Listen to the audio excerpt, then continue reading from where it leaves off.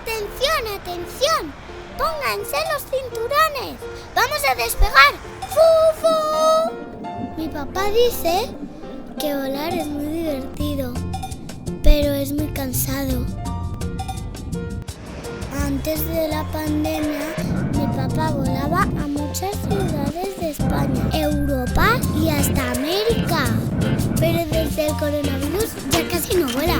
Ahora la mayoría de esas reuniones las puede hacer por el ordenador. Ahora me ayuda a hacer las mates, jugamos, hacemos la cena y me lee cuentos. Él no sabe además que está ayudando al planeta. Reducir el número de viajes de trabajo fomenta la conciliación y la corresponsabilidad, mejora la calidad de vida de las personas trabajadoras y contribuye a frenar el cambio climático. En Ecologistas en Acción podemos ayudarte a hacer un plan para reducir la huella ecológica de los viajes en tu entidad. ¡Contáctanos!